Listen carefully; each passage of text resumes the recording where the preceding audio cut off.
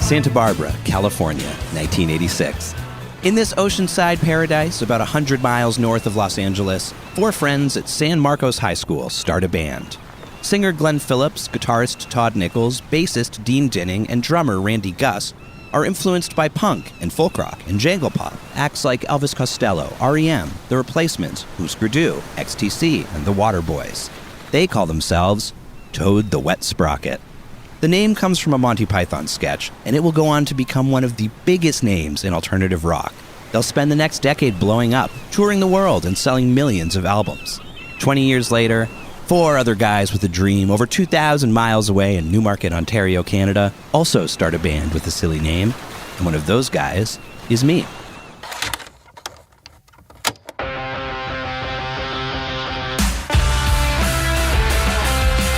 I'm Graham Wright, and this is Major Label Debut. Today, it's my great pleasure to be joined by Glen Phillips from Toad the Wet Sprocket. The reason I name-dropped my band, Tokyo Police Club, is that my conversation with Glen really got me thinking about all the little things that changed the trajectory of bands, the differences of fate and circumstance that made Glen's journey through the music business so different from mine, and yet also extremely similar. We talked about the early days of alternative rock, navigating the music business gauntlet, and staying honest as a songwriter through all the ups and downs and sidewayses that come along with a lifetime making music. Also about how amazing it is to sing with a choir, and a whole lot else besides.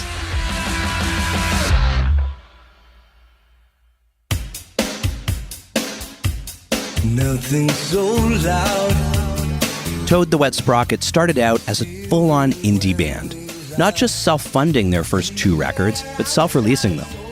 Then they had a massive breakthrough with their major label debut, 1991's Fear, which featured All I Want and Walk on the Ocean, big hits.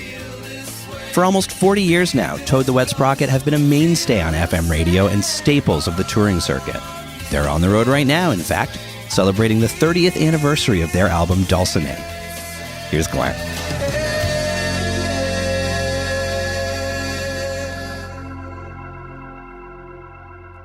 Thanks so much for hanging out today. It's great to talk to you. The more research I did and the more interviews I watched and read with you, the more I found myself kind of hearing a version of my own life coming out of your mouth in a way I found really fascinating. You know, my band started 20 years after your band, but like it was the same group of guys playing together and learning how to play together. We were really young when we got going. We sort of self-financed, made the independent records before entering label world and sort of built up in the same way.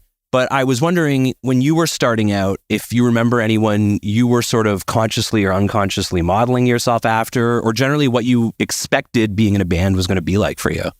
I don't know. I think I didn't expect that we would ever really last. I think even when we got signed, I figured it was going to be about a 2-year run. It seemed to be that's what most people did. And I didn't expect we'd have like a commercial success. So I kind of assumed we'd have stories get dropped and then I'd go to college. And so, yeah, it was a little bit unexpected. And I think, you know, of the bands we loved the most at the time, it was, you know, probably Replacements, Husker Du, Waterboys, Elvis Costello, REM, you know, and it was that time where there was kind of a college music that was just starting to break into the mainstream. So it was, you know, something we'd all been kind of protective of was, you know, our musical background and whatever, you know, cred we had, and that felt like it meant a lot. And remember the 90s as being the period of bands on major labels who somehow were upset about being on major labels, where it doesn't feel like these days, if you're putting out records and something does well, like everybody's like, yeah, that's great. That's what we want. And in the 90s, it was like, not going to play the single. So it was a petulant time. What was the scene like in Santa Barbara in those days? Like when you were putting out Bread and Circus and first gigging, was there a group of bands you found yourself playing with a number of venues you found yourself hitting over and over? Oh, yeah. I mean, when we were first in Santa Barbara, and probably the main reason we ended up having so many original songs is the place that we played the most, because they'd let anybody play, was this place called Pat's Grass Shack. And he didn't like ASCAP and BMI. Like, somebody showed up at his door once and they all clubs have to pay a fee to the licensing organizations for like all the music you hear. A lot of people don't know that. When you walk into a club and they're playing the radio or they're playing whatever, the club actually, because that is one of the attractions of the environment, they are supposed to pay for the use of those songs. So they're paying like a blanket license, just as they paid for the art on the wall or the stool you're sitting on. They need to pay for the music. That's the reason you go there, because that bartender has such great taste and puts on cool music, right? Right. And ASCAP and BMI are some of the companies that go and collect that payment and then distribute it to the bands or to the artist or to whoever. Like, that's who would send you your royalty check. So this guy was so cheap. So there was no radio, which is why he had to have local bands, and he would shut you down if he thought you were playing a cover. You would just pull the plug. He had a kill switch at the bar. And so we had to have new material. And there were all these bands that would drive up, like the I-Rails, who later became Primitive Radio Gods. They would come up and play at the Shack because there weren't a ton of original music bars. And we would play there probably every week. And so we'd always be writing new songs because we'd feel stupid if we didn't have a new song in the set. So it really got us in the habit of writing. Every once in a while, we'd play a party and we'd have to actually learn a few covers, which is the opposite of most bands, right? I remember rolling into gigs in our early days and they would look at us askance that we only played originals and that we didn't have any covers to sort of entertain the barflies. Yeah, well, or even if you're just trying to, make $1 on a weekend as a band, most people learn every song under the sun. It's like the first thing they do. And we were very ignorant. So I think there's honestly a lot you learn by doing that that's incredibly valuable. So we skipped a couple of developmental stages. But the scene in town, other than that, there was a place called the Red Barn near UCSB that was more of a punk rock venue. And that's where all the punk shows were. And we would play there, and it would be like bands like Lost Kittens that had Chris Shiflett, who ended up in the Foo Fighters. And God, who was it? There was a goth band called This Ascension. Like, we'd all play, and Matt from This Ascension had basically like a club for a while called the Noise Chamber.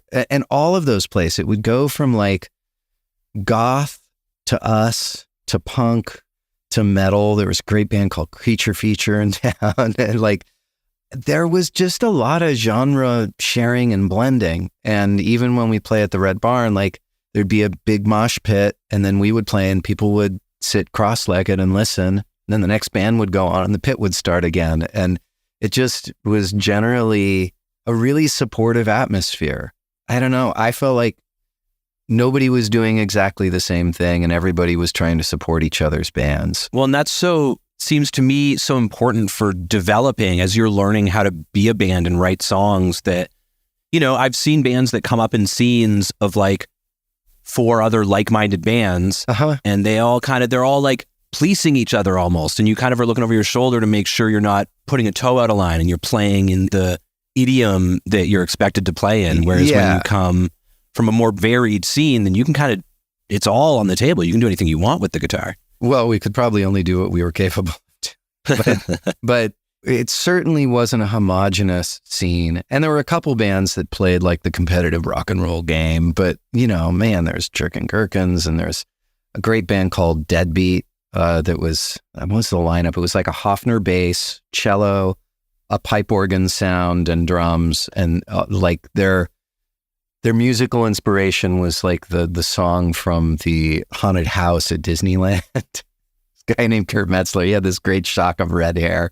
He was like the local Danny Elfman. Perfect. They were just our favorite band in town. And once again, absolutely no overlap about anything we did. So it was kind of fun. Speaking of, the 90s being in some ways a petulant decade, as you described it, do you remember any attitude in and around that scene with those bands when it came to, what you might call commercial success? No, I mean, there was one band that did a little dig of us on one of their songs, made fun of us, but whatever. I think that was cool to have garnered enough attention to have somebody make fun of you on record. Can I ask you who it was? Oh, I can't even remember what their name was. I'm not trying to foster any feuds here. I just feel for completion's sake. They did this little bad, because we had this kind of awful jazzy song on the first record called She Cried, like, ding, ding, ding, and they were kind of making fun of us. I told the Wet Sprocket. Like, I don't know what it was, but in general, people were really supportive. It got strange because all of a sudden everybody was getting signed. Like the 90s was also this period of record companies had so much money and so many resources because, and you know, the reason for that at the time was people were still buying vinyl, people were still buying cassettes, and then they had these brand new CD players. And if you wanted the high fidelity, you'd get a CD player too. So, I mean, they were selling 3 copies very often to every fan of a big record. I mean, they had so much money in their pockets. And so they were signing bands left and right. And there was this, you know, I don't know, it felt like this jackpot all of a sudden. And, you know, I had a lot of friends in town who were getting signed late 80s, early 90s. And then a lot of friends who got dropped about as soon as I thought we'd get dropped, you know, and that's hard when, you know, people's hopes and dreams are, you know, kind of getting dashed. Yeah. That part of it was really hard. You know, things changed, especially when we had, you know, pop singles. That was an odd time for everybody. But I always think I hope we kept goodwill around. And, you know, once again, I think the hardest thing in that for us was like seeing the friends who would get signed and then get dropped, and, you know, just the heartbreak of that. I had a friend who, you know, had a record come out. Literally, they put it on the shelves and they took it down like a week or 2 later. It was actually released. And they're like, you know, we need an alternative single. And they just pulled it, had him write 30 more songs and then dropped him. Just dangling it as close as they can to reach and then pulling it away. Like, that's the cruelest one I know of. And it took him years to just love music. And I mean, he always loved music, but just to get past the heartbreak of that, you know? Well, when you start getting put through the ringer of the songs, when someone just keeps coming to you, this happened to us too, where someone keeps coming and saying like, oh, these are pretty, you know, you send them 20 demos and then you get back one sentence that has nothing to do with it. Yeah. And basically the marching orders are do another 20 and then another 20 and we'll let you know when we hear something. I have friends it was their second album. Their first album had done like really well abroad. And they had sent at least 30 songs to their A&R guy, and they finally realized that what the A&R guy needed was the story of how he found the song. So they basically set it up where he came to their rehearsal place, they played him a bunch of songs, just like, not hearing it, guys. It's like, you got anything else? And they're like, oh, there's this one, but it was just like a single take. It's not a finished song yet. And they let the guy talk them into playing it for them. And he's like, this is the one, man. You guys don't even know. And he liked the song so much, he sent them in with 2 different producers. They spent like $150,000 on one song. And they basically had to trick their A&R guy into liking it. And the album still never came out. That right there is a perfect parable. That's so funny. That's exactly how it is. It's a weird one. We never had that A&R guy. And I will say this, like, I have my issues with parts of Sony, but I will also say our A&R situation was pretty amazing. I mean, we had Ron Oberman, who he would just sit, Rock and Ron, passed away a few years ago, let us do whatever we wanted, and would just kind of acted like a fan of the band. And then for Dulcinea, we had Chuck Plotkin, who produced Dylan and Springsteen. And like, I remember him coming in and he just goes, oh, it's a wild stew. You really got to think about how you want to sequence this record, because you could take people on a lot of different journeys with it. And also was quoted as saying, you know, my job is to protect you from the radio guys. Like, I want you to make a great album. Wow. Just an A&R guy talking about sequencing is an experience I've never had. Even by the time we had A&R guys, they were strictly focused on singles, and they were there to protect the radio guy from you, I think. Yeah. And we had, I mean, it was weird. We didn't take, all we took as far as an advance for the first 2 like major label records, and I know we're talking about the time before that, but all we took for advance was a recording advance, nothing to live on. And the last record, because it's like, wow, if you don't take it ahead of time, they really don't hey, whoever, like there's no such thing as residuals. Yeah. So we took a lot of money on the last record. And what we didn't realize is when you take the money, you have to play the game. And that was when we had the first A&R guy who just sat there like that. I went, could be a single. That was he either shrugged or he said, could be a single in a bored voice. Like, Yeah. that was the only response we got from him. So, but once again, the first two records, and it was great. And we also had Nick Turzo, who had worked at ASCAP when he signed Alice in Chains, a bunch of other great bands. And once again, he was just a big fan of the band. He believed that we were good at doing what we did. And his job was to amplify that. Like, why mess with it? Why mess with it? A question that, well, I guess some of our guys think they know a lot of answers to, but... Well, and there are ones who do. I mean, we never had Randy Jackson, but it's like the dude played bass for Michael. Like, listen to Randy Jackson, because Randy Jackson, it's the difference when you go in, I've had, managers say things like, I really like that flanger on the last chorus. And you go like, we added a delay on the vocal. Yeah, the flanger. It's like, we like it too. It's just those little tells of like, because there are A&R people who are there because they have good taste and they work well with artists. And there are people who've made records, and there's a big difference. Yeah. I mean, we've had both, and I've had success with both, but it's when the guys who don't know how to make music have the good sense to not pretend that they do. Yes. These are the guys, you hear those stories of just, the producer puts a piece of rack gear that's not plugged into anything, but has a big red knob on it. And whenever the A&R guy who doesn't know what he's talking about asks for something, they just turn the knob one way or the other. And the guy always says, yeah, perfect. Or Murray's console from the Beach Boys, right? Shit. They had a little box made for Dad so he could tweak knobs. A little busy box. A little busy box so he could pretend he was mixing the record. Sometimes in the studio, I need a busy box too, to be fair. Many's the time when I've asked for a change and said, yeah, that's way better, and they haven't made the change yet. So I'll try not to be too judgmental of our A&R brothers and sisters. I mean, I do it with monitors all the time. I'll play a club and just you go up and it's too much, and down it's like, could you just pretend to turn it up like 1 dB? Just pretend. It's perfect. Yeah, just move your wrist slightly out of my field of vision. It'll be great. Yeah, placebos work. So on the way to making Fear with Columbia, you made your albums Bread and Circus and Pale. And Bread and Circus you made for $650, I believe I read. Mm-hmm. And then Pale was $6,000, right? Yeah. 1 factorial higher. By the way, both records sound great. And I feel like now for $600, you couldn't make shit. And for $6,000, you could actually make a pretty sweet record. Oh, yeah. I mean, we went in, the first one, I mean, part of the reason it was that cheap, it would have been a little more expensive, but we got 2 songs for free.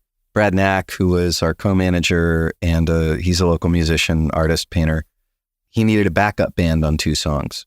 And so we went in to this place, Camp David. It was Dave Vaught was the engineer, and he had a Flickinger console, beautiful Flickinger console, and an Ampex 2-inch 16 track.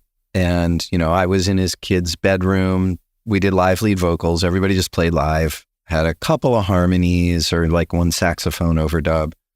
But we just did the 2 songs live for Brad, and our payment was we got 2 songs of our own. And we're like, that was easy. Let's record 8 more songs and we'll have a record. So we did. It was super simple. And then the second one, did it with Marvin Etzioni and Paul DeGray in like downtown LA. And, once again, we recorded the whole thing live.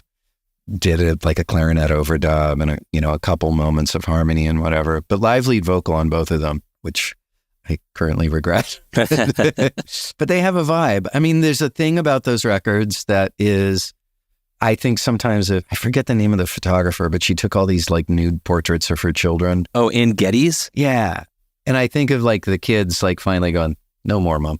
But to me, those records are a little like how it would feel to be one of her kids. Like I think we're not mature as songwriters yet. We're not mature as players yet. We don't know what we're doing. Like it's a bit of the Shags at a certain level, but it's very revealing. And there's something about the vulnerability of those records that people really resonate with. But as the 16-year-old, who's being photographed naked. Like, I don't need to hear it ever again. Yeah, I know exactly what you mean. And it's this weird thing that I, now looking back on 20 years of doing this, my perspective has changed where I realize like, oh, when we were young, and I really think the youth has a lot to do with it, if you haven't even been to college or anything yet, there's a real transparency maybe to how you present yourself. And of course, you're 16, 17, you're like getting away from that. You're trying to grow and mature as fast as possible. And only later can you look back and be like, oh, I was kind of running away from something that people obviously really connected to and responded to. But I myself at the time had no interest in being transparent or, in being dressed as a little sunflower curled up in a cotton beehive in a field of roses. Yes. So to speak. So I do wonder, even when you were working under your own recognizance independently, you did bump up the budget for your next record. And it sounds like you did some pre-production. And were you already being conscious and deliberate of trying to, I don't know if it's about making the sound more accessible per se, but, to grow as artists and to present the music in a different way? I mean, we were wanting to be in a, quote unquote, real studio. Paul and Mike's studio was called PMS Studio, downtown LA. And going in there for us, I don't know if we were thinking that big budget, but I was thinking, we were like, let's not record it in a house and let's give ourselves time for a couple more takes. Yeah. And, it wasn't like a rocket science level of improvement. And I think also we knew at that time, we had started getting a little interest. By the time we made it into the studio, we had a pretty good idea that we'd be getting signed. We'd put out Bread and Circus in town, and Nick Terzo at the time was working for ASCAP. Long story. So Marvin Etzioni, who was producing the record, his manager, Ron Sobel, worked at ASCAP, gave our first record to Nick Terzo. Nick started basically dubbing off cassette copies and sending them to A&R people without us knowing. So we suddenly had Vicky Hamilton at Geffen going, hey, let's have lunch. And so we'd be down in LA working on the record, and then we'd go meet Vicky Hamilton. And so, she signed Guns N' Roses. It was an unexpected thing. We didn't even think that we were going to ever get signed. I thought we were going to make the record, put it out in town, and I'd already been accepted at San Francisco State. I figured I wanted to be a high school teacher, social sciences and arts. I had a drama teacher, and I've told this story many times before, but explaining it was his first year as a drama teacher. And he just said, I love the theater more than anything. And all my friends were going to New York, Chicago, Los Angeles to audition and to do that. And I thought that would ruin my soul. And I just wanted to keep loving the theater and not have to sell myself all the time. And this way I can still be in the theater and still love it. And I, at 15, was like, yeah, that's me. Love the theater. I love music. I don't want to compete. I don't want to be judged or ridiculed or reviewed. That would just wreck my soul. So I was going to be a high school teacher. And my plan was to go do that. And instead we were finishing the record. And then during Dead Week, I was at Santa Barbara City College at the time. We all flew to New York, signed our contract, came back, took our finals. And so instead of moving to San Francisco, we went on tour when I was 18. And that was with Columbia, right? That was with Columbia. Yeah, we had 8 majors interested in the band. Wow. There aren't even 8 majors anymore at all. I know. It was crazy. We had Geffen, MCA, I think RCA, Warner. It was crazy. And I think also being in Santa Barbara didn't hurt because they would all go up and stay at the Biltmore. They could drive up. Right. And they could expense the Biltmore, chill out. So we had all this interest. It was wild, honestly. And Columbia was the least cool, but Donnie Ider was brand new there. People were throwing more money and more pressure at us. And I think our lack of ambition, we had this attitude that we were going to earn what we made. So we didn't want the big advance. We wanted complete creative control. That was our thing, was we get to do what we want and we don't want your money. And Columbia just went, that sounds good. Yeah. And you declined a couple opportunities to re-record some of the earlier self-financed stuff, right? That was the other thing. Most of the labels were like, let's take the first 2 records and we'll get the best songs off of each, and then we'll re-record and we'll just do a debut. And we're like, they're done. We just want to go on tour. So, I mean, Columbia, to their credit, and they had like a great college radio network, college reps everywhere. I mean, we got to put out these 2 records. It barely cost them anything. And we got to learn how to be a band on the road, which a lot of bands don't get to do. Like we developed ourselves with pretty low pressure and built up an audience that was really authentic. And once again, like if you went into a town as a, early 90s Columbia artist, it's like there was a college rep, there was a retail rep, there was a radio rep. We would do 2 stations plus a college station, play an in-store almost every day on the road. Like they really worked it. And they had an incredible network of locals. Like they were just amazing. And so that was like the heart of that label. You think of it as this like big behemoth, but it really came down to the local people, and the local people were massive music lovers and super supportive. And they built us, So by the time we had Fear come out and it was, a bigger record and a real major label debut, we'd already had a touring base. We'd already built ourselves up for a few years. So, and we knew what we were doing a little more. So meanwhile, this is all happening. You guys are all young. You especially are, maybe not even old enough to be in a lot of the bars where you're gigging at this point. I had to wait in the van a lot. I've waited in a few vans in my time as well. Meanwhile, you're also continuing to write. The songs that became Fear must have started coming out around this time. Do you remember how you felt about your songwriting instrument in those days and how you were developing and maybe growing or changing as a writer? There's always a shift depending on how shy I'm feeling between, narrative and self-referential. It's hard to remember, in all honesty. We were learning more, always wrote a lot. Todd was bringing in a ton of music. He's in general in the band, he's about half the music. I'm about half the music, and then, I tend to write the lyrics. So we were writing a lot and we were discarding a lot. I think it's how you make people think you're a good writer is you write a lot and never let anyone see most of it. A bunch of Radiohead demos for OK Computer leaked a few years back, and as a, completist, I listened to them all. Yeah. And I was bowled over. I was like, oh, those songs started and they weren't very good. There's a bunch of stuff that was from those sessions that's just like not very special.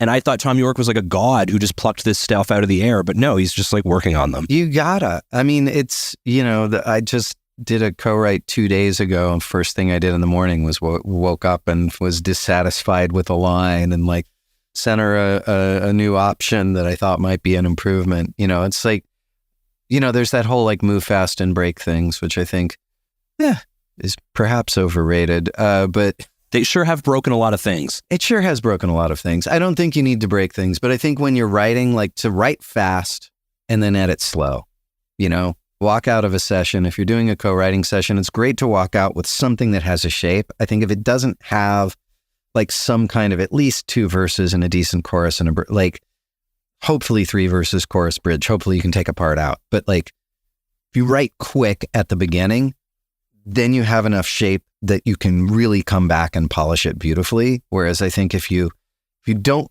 quite make that mark, if you're like, oh, I got the verse, but not that's the kind of thing you end up bringing into a co-write again 3 years later because you never took it anywhere. Yes. You break for lunch a little too early and you don't finish like the initial excavation, and then you can never get back down there. Yeah. It's a trippy one. Like, you can get there with somebody else.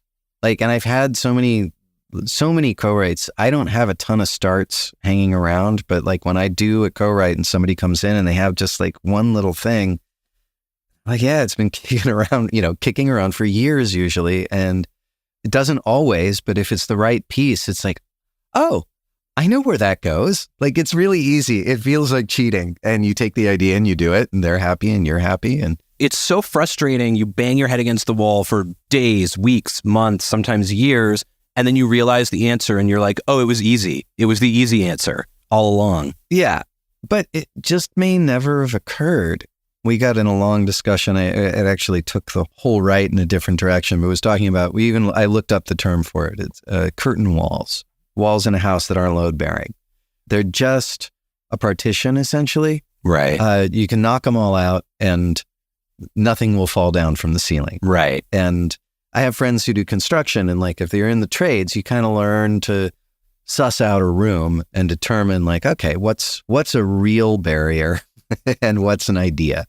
And I think there's an element of that with songwriting where you are, people will get stuck. Like when I'm teaching songwriting, like that it's like they can't get that next line. I'm like, well, then change the line before. Like there's other ways. If you're not getting a rhyme, if you're like trying over and over to rhyme with orange, don't use orange as the last word in that line. Like you can say that line any number of ways. Like it can feel immovable. It can all feel load bearing. And you have to ask yourself, like, what are the core concepts? What am I really trying to say? And not get too precious about any kind of movement. Right. I get really stuck in a certain types of symmetry, where the easiest way out of like a chorus is to just not do the same thing 4 times, like break it up, get the hell out of the box. But it feels like this is my progression, and it's like, it's all movable. Yes. I love like hip hop and R&B for that, where the whole like cadence of the vocals will suddenly just flip how it's existing against the backing track. Yeah. It's like, oh yeah, you can do anything. You can take it anywhere. It doesn't have to be symmetrical or repetitive. You really can. Just wrote a song yesterday, and I'm getting myself out of a long writer's block. So I've been Congratulations. Thank you. I did it by scheduling co-writes, because if you're in a room with somebody and you don't show up, then you're an asshole. So yes, it's if I get in a room and I disappoint myself, it's just Tuesday. So it's easier to have somebody else to not disappoint. But, even that, it's like, oh, a third verse. Do we want to? No, let's not do the same thing at all. Just completely change the phrasing on it, and it just takes you somewhere else. And it's like, yeah, there's a lot more freedom than people think they have in songwriting, but the habits still take you to these kind of, linear blocks. Well, speaking of songwriting, I have next on my list anyway to ask you if you remember where the idea for All I Want in particular first came from, that being one of the signature songs from Fear. I remember the basic riff that I couldn't really play. Right. That was, this like, din, din, din, din, din, din, din, din, din, din. And I also remember the earliest version of the song had a lot more density in the verse. I remember we recorded a demo of it, and the cadence was that dun dun dun dun da da da da da da da da da da da. It was just a little too much, and Dean, the bass player, is just like, "Can you sing less?" And so I kind of rewrote it with less. It does that one little. On the second verse, it hits that after the melody's established. Yeah, which is great. That's handy to have up your sleeve for the second verse to give it a little bit of pop. Yeah, and our producer Gavin, we did a lot of pre-production on that album, and he was a great, like, kind of a Socratic producer, if that makes sense. Which my impression is that's a lot of, like Rick Rubin is just, he'll come in and be like, get a little bored in the second verse. Okay, we'll come up with something. Yeah. It's like. Tony Berg's like, no, you should use this chord. This chord's better, right? And so there's not stepping in. He would be really great at being like, yeah, you're going in the chorus the same way every time, and you're coming out the same way. Do something. So we'd add a bar or do a hang or change the chord we're landing on. He taught me a ton of tricks for just making things a little less boring, right? You can easily do the same thing every time. You can plug it all together, but there's something about just whatever that word is on the, on the second chorus, just like a half bar of pause before you go into the chorus again. It wakes up your imagination and your body in such subtle ways. And he was great at pointing out when he would get bored and never telling us how to do it. And so we got to find the solutions, and we got to learn how to start looking for those moments in a song. Between that, and I think really also teaching our rhythm section how to play together. Yeah. By the next album, they had that, psychic mind meld that a rhythm section needs. So he taught us a lot, and he taught us even more by letting us come to the solution rather than making the solution for us. And I remember he was really dismayed when the first round of like Pro Tools bands came out, and he would get these young pop punk bands and he'd say, okay, like, let's track it again. Let's work on getting that tight. It's like, no, you fix it. We're going to dinner. And his first clients ever who didn't have to actually find the solution, even after they'd recorded it. How did you link up with Gavin McKillop to produce the record? Was he the only person you considered, or was there sort of a list? No, we talked to a bunch. We met with Hugh Padgham. I was so excited about that. Talked to Steve Lillywhite. Like, we talked to all our favorite producers. And there was just something about Gavin. He'd done The Chills, The Church, Shriek Back. His first production thing, I think General Public. He was the producer quit. He'd been the house engineer and the producer quit. And so he ended up producing the General Public record. But he, was that old school English apprenticeship where he was like the T-boy. And then he got to run the tape machine, and he would talk about like, he did a couple of days of like tracking of, with Trevor Horn, like Owner of a Lonely Heart. And said like Trevor Horn would just smoke weed and lay underneath the console and wouldn't say a word. And then, they'd have reels of tape, and then he'd pop his head out and he'd go, opening fill, take 12, first 8 bars, take 3, next fill into the chorus and 6 bars from take 9. Like, wouldn't have taken notes, would have just been wow. like silent, stoned. And then would give him like the most complex edit and go, okay, let's get a curry. And they would jump out and he would sit there and cut tape. And, he remembers like spot erasing. Kate Bush didn't want any breaths on her vocals. And he's like spot erasing the breaths off of her vocals between lines. High stakes. And so he just knew his shit. And his attitude was really fun and open. And he just also had this attitude of like, letting us make our record. He was such a facilitator. And I think we had such a trust in that with him, that he was there for us and he was going to help us find out how to do it, but he wasn't going to tell us how to do it.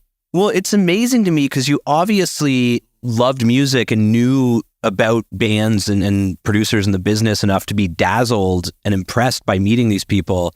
And yet you weren't so dazzled that you just went with the biggest name or you went with the biggest advance or the coolest label or whatever. Like, you had some kind of North Star the whole time that you were following. Yeah, well, I guess, but I mean, part of that might just have been, as much as youthful bravado will take you into thinking you're great, youthful bravado is often also, a smokescreen in front of, deep, deep insecurity. And I think we were in touch with our insecurity as well. And like once again, meeting with Hugh Padgham and Lillywhite, it's like, they were gods, right? They did ecstasy, like they're gods. And I didn't know if we were ready to mingle with the gods. And I think there was a comfort with Gavin of like, he believed in us. He met us where we were. And yeah, maybe a little more comfortable. But I also think a really great choice because we grew so much with him. We did 3 records with him. We ruined our relationship with Sony by choosing him to do the Coil record. No kidding. Einar really wanted Jerry Harrison. He wanted us to like step it up. And we insisted on going back to Gavin. And that kind of soured the relationship. But the record sounds great. It does sound great. We did let Tom Lord Alge mix. Well, you got to make some concessions to commerce. Yeah. But we were like, okay, we'll do that. But like, we felt we were moving ahead in all these other ways. Yeah. And that Gavin was there with us, Were you guys doing, I'm thinking of Fear specifically, but in general with Gavin, were you, day to day, were you mostly all in the room playing the tunes off the floor, or was there more sort of couch sitting while 1 or 2 people did their parts? It kind of depended on the song or the record. Right. Yeah, there was a lot of, getting basic tracks and then re-recording almost everything. Been there. Yeah. It's also, you're trying to make a competitive record in the 90s when also you got to play it. I mean, that's the thing about like the Steely Dan records and the, Fleetwood Mac records. It's not like they weren't using the studio to its full capacity.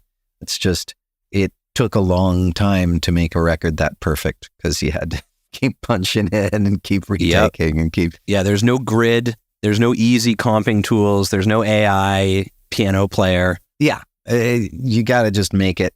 So Fear comes out, and it was a bit of a slow build. Yeah. By which I mean it was, you guys were out on the road for a while before things really started to cross over. It was 9 months until All I Want came out. So I wanted to ask you about the All I Want video, because I read a great interview with you, and you were sort of talking about how that became kind of a inflection point for the haters. I don't know. It seems like the worm turned a little bit with that. Yeah.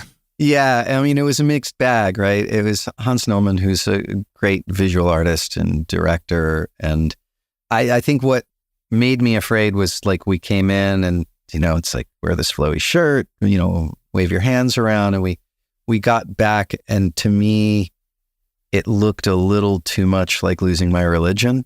And we sent it back, like, I think 3 times. We kept editing it to try to make it look a little less like Losing My Religion. Mm-hmm. And it was the look of the day too, right? A lot of people were making that video. Yeah. And I mean, the funny thing is that video was in many ways very much within his pre-existing visual wheelhouse. Right. And on the one hand, it did well and the video did well. And on the other hand, we started to get a lot of really snarky reviews around that time, and we became like a bit of a punching bag for the cool indie kids. The people who were waiting for something to hit you about. Yeah, or just something to hit about, because their favorite bands were becoming mainstream. Mm-hmm. And that idea that we were, Sony's manufactured attempt at an REM, right? And it must be so frustrating to come out of having made 2 records entirely on your own, to obviously have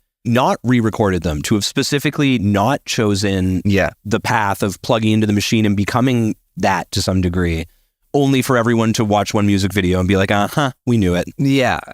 Well, I mean, we weren't great at marketing. I remember we used to think like, it's like, REM doesn't think about how they come across. They just show up the way they are.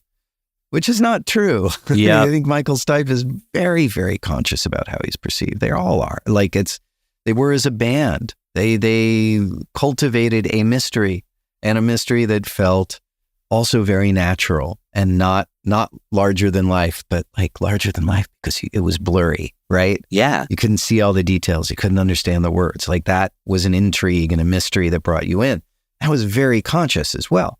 And so we were just like nerds who walked in there and didn't think you had to think about these things. And, once again, like All I Want almost didn't even make the record because it was too pop. Good Intentions, which was on the Friends soundtrack later, didn't make the record because it was too pop. And we're like, we're not a pop band, we're an indie band. And so, yeah, it was just weird. I remember the Tower Pulse magazine. There was a period where the editor, he like had an op-ed at the beginning of every single issue of that. Yeah. And he would diss us in every single one, like for a year. God. Man, that's so funny, Glenn. We did the exact same thing where we had, on our first, it wasn't major label, but as close as we got. And we were adamant that we wouldn't put this one song on the record. And the A&R guy just looking at you like, it's the single. It's the catchiest song. What's wrong with you? And I must admit, in that case, looking back, I have to agree with the A&R guy. Yeah, but there's also self-sabotage. There's also like, it's good to have people in your corner to play new songs to so you can see what they respond to. There's a song on my new solo record called I Was a Riot that, I wrote for a songwriting game, that's like 25 writers and we all get a title from Matt the Electrician and we write a song. And I thought it was a throwaway, and I played it once during a live stream, and like all these people wrote, what's that song? Play that Riot song again. Okay, I guess you like it. Like, so I put it on the album, but I wasn't going to record it because I thought it was a throwaway. And there's a lot of those. There's I'm Not Gonna Write You a Love Song, right? Was a fuck you to the Classic, A&R guy. yeah, famously. Closing Time, fuck you to the A&R guy. Like, there's all these, okay, you want a song that's the same progression the whole time? I'll throw you one. And then it must be it's so galling in some ways when it works, when your most cynical attempt to sort of satirize what they're after ends up, succeeding on the terms that they insisted it would. Yes, and there's an element of that where, I forget, somebody said it to me years ago, but with like, don't think of it as dumbing down. Think of it as making it universal. You want to say something to as many people as possible. You don't have to do that on every song, but the definition of a hit is that more people hear it and relate to it. And if you're thinking that that's dumb, then you don't have a high estimation of people in general. If you think of it as universal, somebody who barely speaks English is going to hear that chorus and they'll feel something. Somebody from different contexts, if you can just distill something to a truth, that is elegance. It's not stupidity. Absolutely. We had a producer we did pre-production once with, and he would say, it's not coming across the monitors. I can tell you guys something's happening. And what we need to figure out is how to just get what's already happening out of the four of you and out of the language that you're just speaking between you. Yeah. It's an interesting thing. I mean, I remember that idea of how it feels for me versus how it feels for anyone else, and different musicians and their reckoning of that question, right?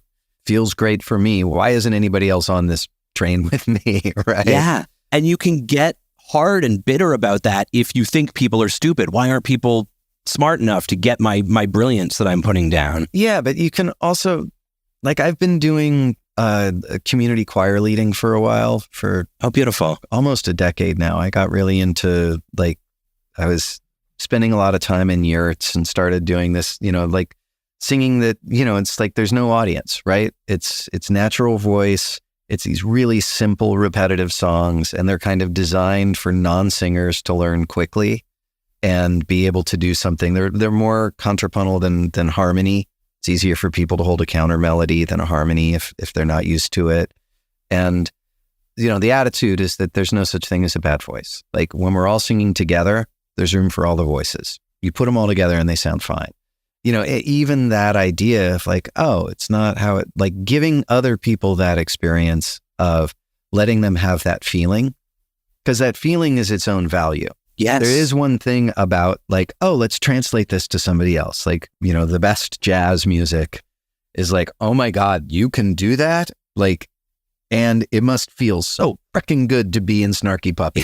Like, I don't love listening to everything they do, but if I could play like that, I would freaking be in that band in a second. I would love playing that music all day long. Yeah. And it's giving people who don't have a deep musical background, or have even been told that they shouldn't be able to sing, giving them the experience of feeling good singing something. Everybody should have that experience, and it doesn't have to translate to anyone else unless you're recording it on a record or performing it in a hall and people are paying money for it. Right? You must have learned a lot about songwriting too from doing those choral songs that are so simple and contrapuntal and everything. They're fun. I mean, part of what I learned, we did this, friend of mine, Lisa Littlebird, is this song leader, and she hosted, we did this thing at Esalen. It was like, this retreat event, and it was so funny walking around and, all the guys doing their deep masculinity meditation. And then the people who were doing the singing were just like smiling like idiots the whole time. It's all this like intense, deep work to get to the joy. And it was a funny thing, especially for somebody who's written sad songs my entire life, to go like, oh, you sing simple, happy songs. And then like, what do you know? They make you happy. I somehow thought that was cheating, but apparently it's not. It just works. I had a whole question prepared about having gone on the path you did and gone through major labels, and do you wonder how things might have been different? But what I'm hearing from you is this beautiful, like, humanist understanding of music and what it means to you and to people around you that sounds to me really like right on the money with your theater teacher who said, I just wanted to keep loving the theater, and I wanted to not go through the ringer in New York and or LA. I wanted to stay where I could love it. And I'm just curious if you've done any reflecting on how your journey through sort of, in some ways, the heart of commercialized, cynical music has nonetheless brought you to a place that seems so like pure and uncynical and democratic, or whatever you want to say. I can still get cynical, but a lot of it was kind of, post-divorce, I was pretty lost, and I got really into, more of a sacred music world. And it changed how I listened to music. It changed how I was able to look at its purpose. I mean, there's even, there's a great, it wasn't like a major pivotal thing. But David Byrne talks about it really well and how music works, right? There's a difference in the music that you write for an echoic concert hall and the music that you write for an open desert plain. You're going to have sharper, more percussive, quicker stuff when the transients are the only thing getting through, right? And you're going to have much looser, longer legato music for the echoic room. And, you work with the atmosphere of your setting. Just the idea of most music in history has not been made to be consumed. The consumption of things is like an artifact of capitalism. And most music, has been by and of the people and for the people. It's been, what you do when you're doing the washing or the winnowing or the seed, planting the seeds, when the babies are born or when you're sick or dying. It's how you pray to your gods. It's how you heal rifts within a community. And having this idea that, in the modern world, we've kind of taken most of the medicines and turned them into commodified drugs. And, music still works as a drug. You can still, algorithmically create something, package it, put it out, make a cool video and have a bunch of kids download it and enjoy it. That's fine. It's worth something, but it's really different to be unamplified, singing a song together, dancing your ass off, just with no lights or electronic help or anything else. And I think getting to spend some time in that, and I spend much less time in that world now that I'm done with my midlife crisis, but it let me see music in a really different way and kind of get back to like, oh, this is why I wanted to do it in the first place. I never really believed in like the deist, biblical God, but I always wanted to say thank you to the universe for bothering to exist and be beautiful. I wanted to say thank you for life, for just being so endlessly fascinating.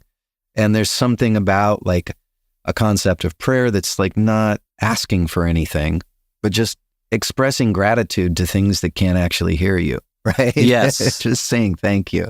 And it feels really good to do. And like, I got back in touch with that. Like, everybody should do this stuff. And I found an already thriving community through Lisa Littlebird, through Lawrence Cole, Maggie Wheeler, all these community singing directors who doing these like tiny, awesome choirs all around the world, just getting people who weren't quote unquote singers to sing with each other. And it feels really right. And I love the people who are doing kind of the restorative work of returning music to the community and returning like just that attitude of the birthright to use your own voice, even if everyone's told you it's crappy your entire life.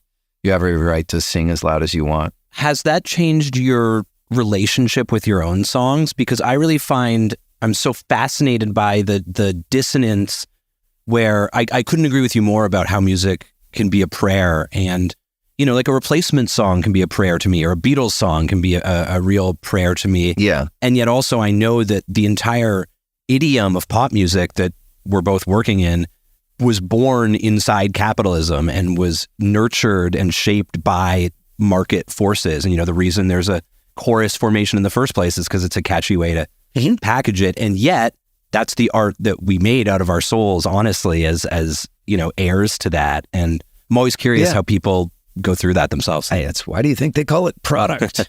Right? It still fulfills a function. I mean, it's a good thing about music is it kind of works regardless. It's strange. And I love, the songs I just wrote in the last couple weeks. It's like one of them is 2 chords, and it's really hard for me to write a 2-chord song. I bet. It's like just a 1-4, 1-4, 1-4.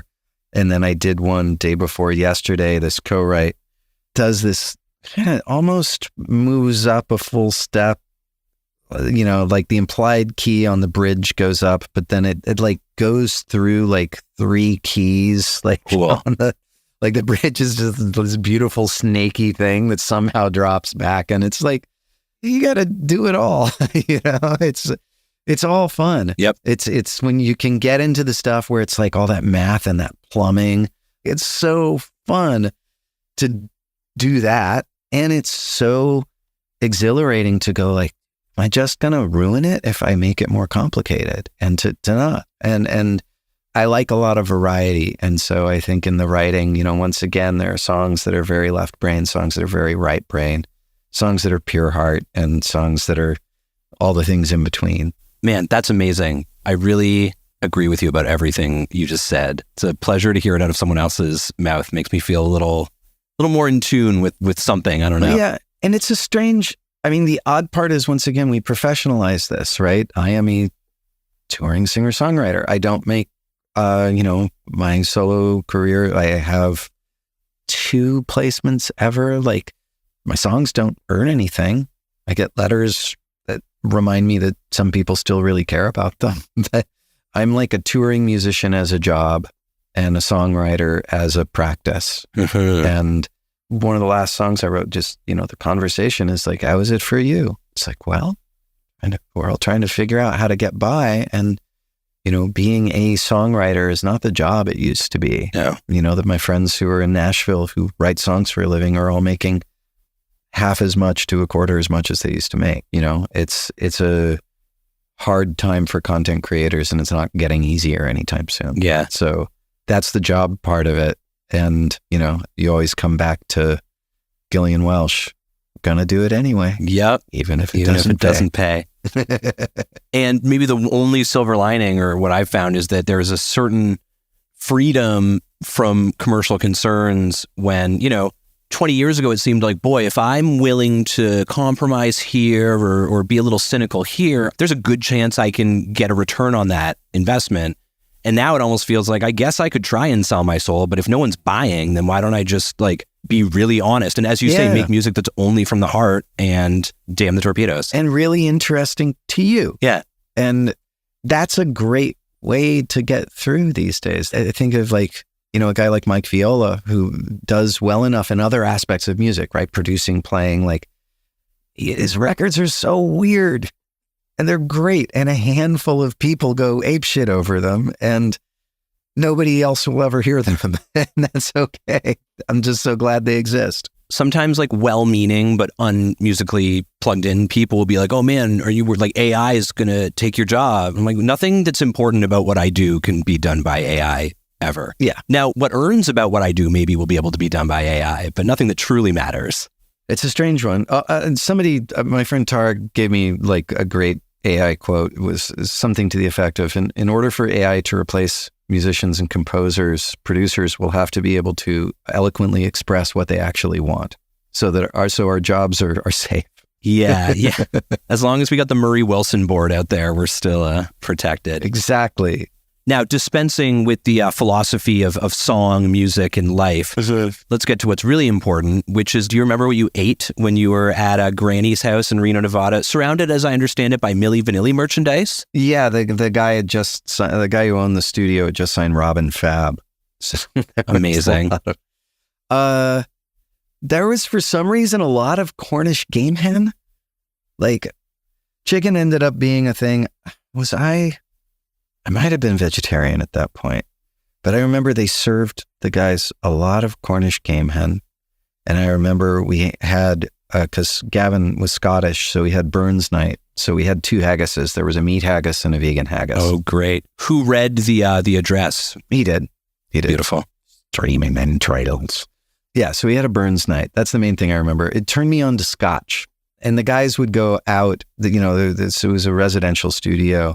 But the other guys were all 21, so they'd go to the casinos and hang out with each other, and I would just sit back at the studio by myself a lot.